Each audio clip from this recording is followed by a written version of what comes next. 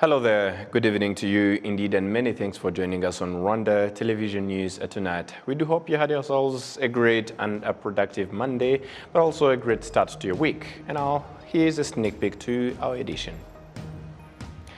Due to the damage that occurred in Huye district, Kigoma sector in Karambi Cell, the road Huye-Nyamagabe is temporarily closed to traffic. Political analysts assert that addressing the killings and insecurity issues in Eastern DR Congo requires a focus on grassroots level solutions. And onto the international scene, Cape Verde has become the third African nation to be declared malaria-free.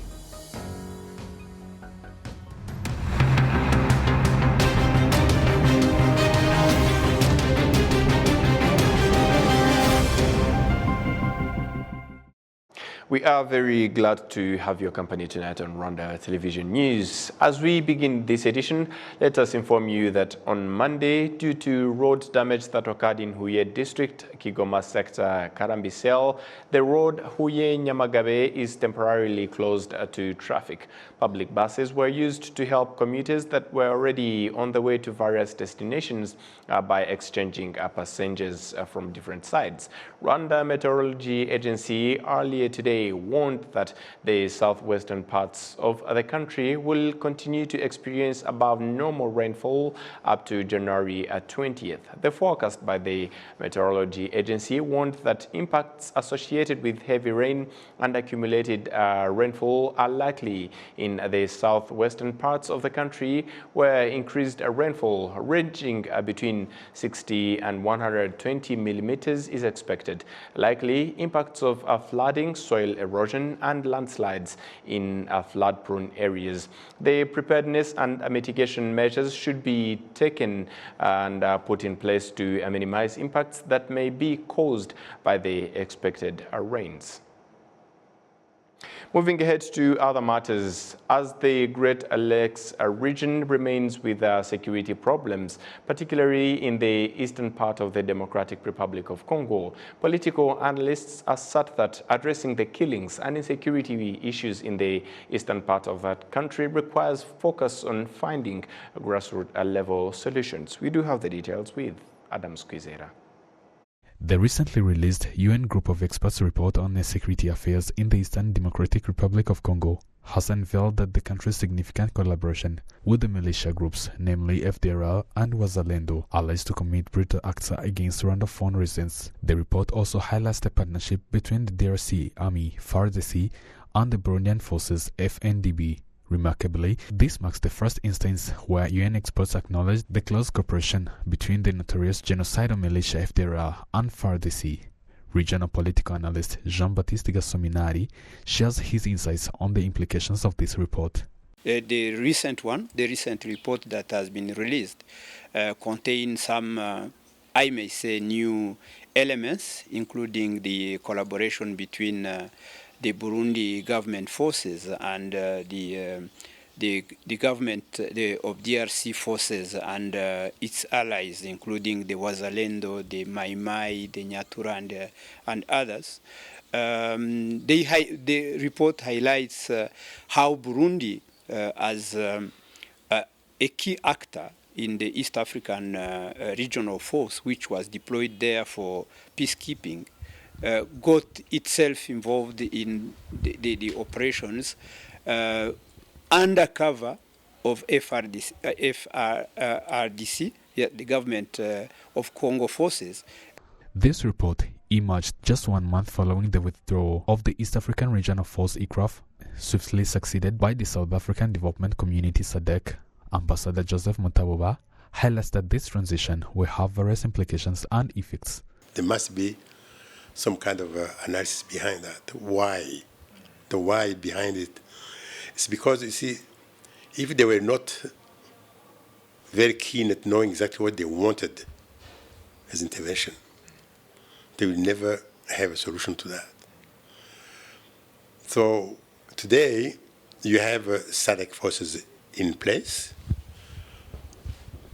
As a diplomat and as a former UN employee, I asked, what mandates do they have? So if they have no mandate, I don't see what they are doing.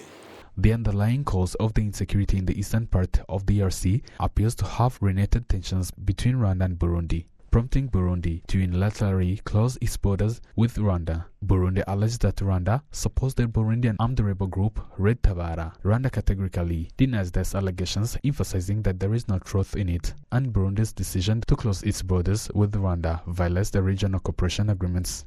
Ale Mukurarinda, the deputy spokesperson of the government of Rwanda, emphasized that the allegations represent a willful disregard for the truth and the terms outlined in the agreements signed by the heads of state at various points in time. Harimo kwivuguruza, harimo no kuvana umukono cyangwa gusinyura ku byo wasinye. There is a contradiction by disregarding the agreement signed, like the summit that took place on 17th November 2022 in Bujumbura that brought together the heads of state to learn more on the insecurity issues in the eastern DRC, which decided to disarm both local and foreign militias that operate on their soil according to the Nairobi process. They also said that those armed groups should be disarmed or fired upon. They even noted down the names including FDLR, Red Tabara and ADF, which means that the decision that was signed by the President of Burundi and the Chief of Staff, General Prem Niyongabo, also signed alongside by CES from the member countries. Then how comes that could change just today? Let's say Red Tabara relocated to Rwanda. Why can't you pass through those diplomatic channels and call the heads of state that there is evidence that this armed group is now operating in Rwanda? Why can't you follow those diplomatic channels? The UN group of experts report underscores the significant role played by the DRC government as the primary driver of the insecurity in the Great Lakes region. This is attributed to a perceived abdication of responsibility and a deliberate neglect of addressing the root causes of the issue, as highlighted by the regional analysts. What can terminate the war in DRC, in eastern DRC, is for the warring parties to come together, solve the political problem underlying the conflict.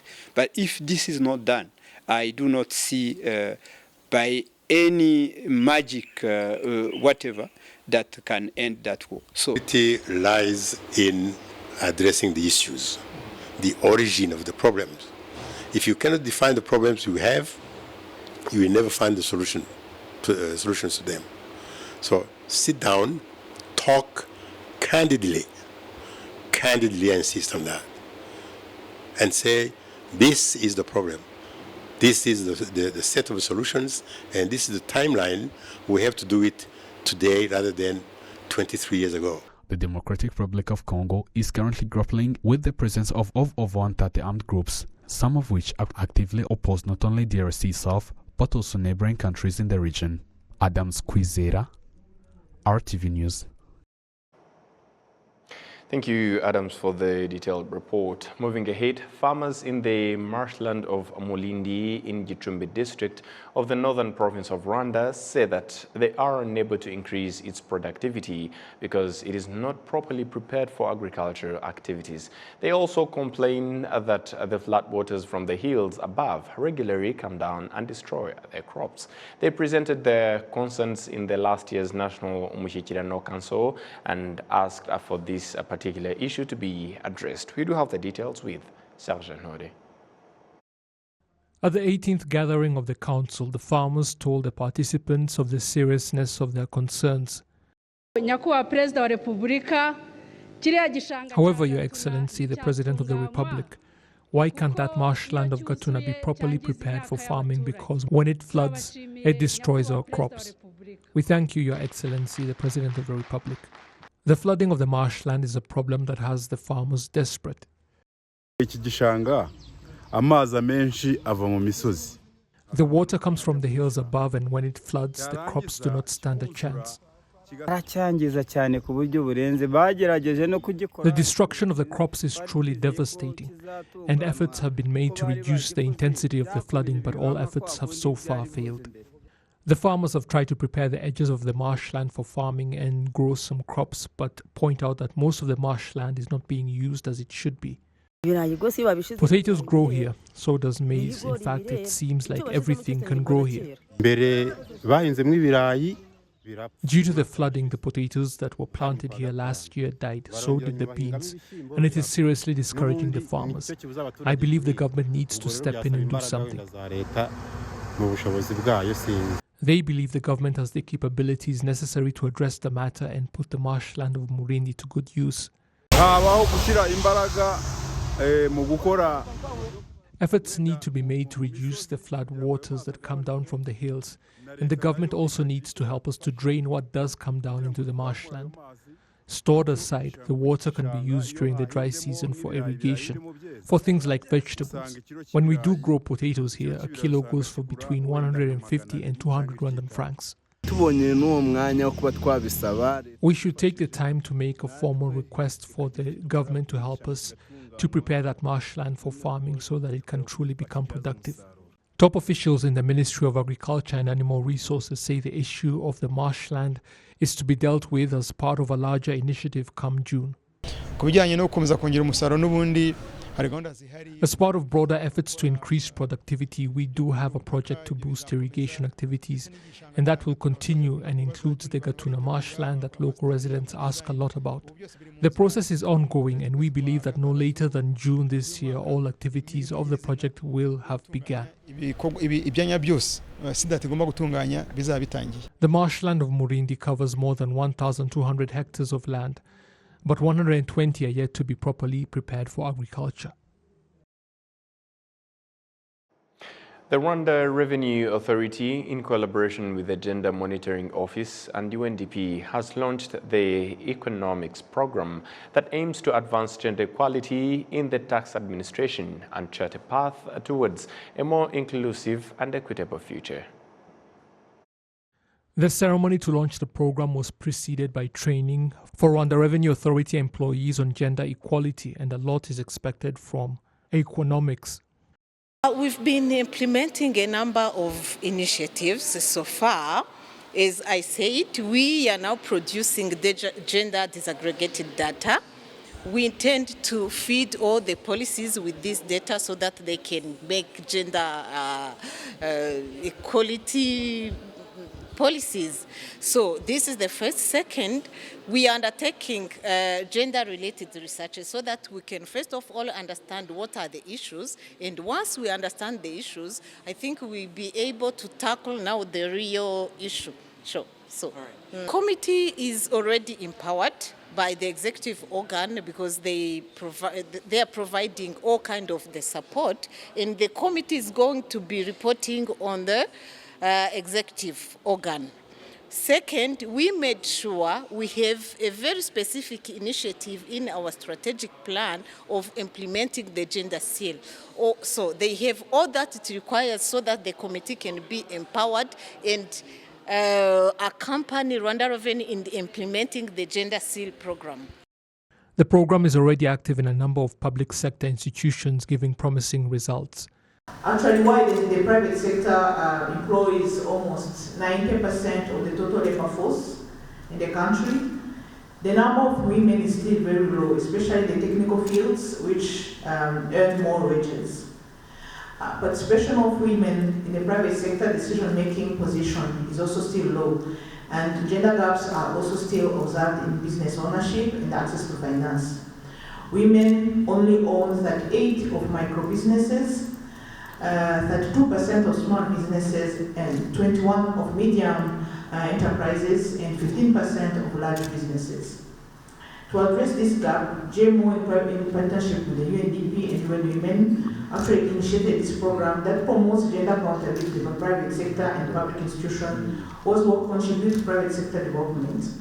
Companies have integrated gender equality in key performance indicators for the managers to track gender equality compliance in their subordinates, and the number of women has increased in companies involved in non-traditional technical domains such as mining and engineering. Indeed, Rwanda's gender equality seal has continued to make progress in both the public and private sectors of the country.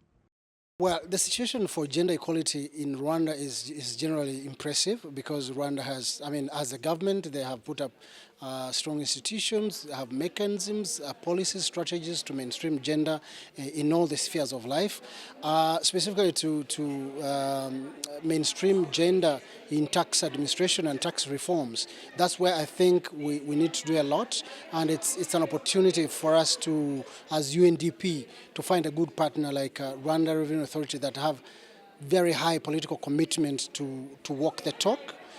We also have Gender Monitoring Office on board. So for us, I mean, even if there are still gaps in making sure that the workplace at Rwanda Revenue Authority is free from sexual violence, is free from sexual harassment, there's gender pay gap, and all these gaps that are expected to be assessed. We are likely to work with them to solve some of the gaps that will be identified, especially at baseline level, where we will have all the information, scan Rwanda Revenue Authority and understand where the gaps are, and devise strategies how to fill them. So far, Rwanda's Ministry of Trade and Industry, the Central Bank, and the National Industrial Research and Development Agency have received the Gender Equality Seal.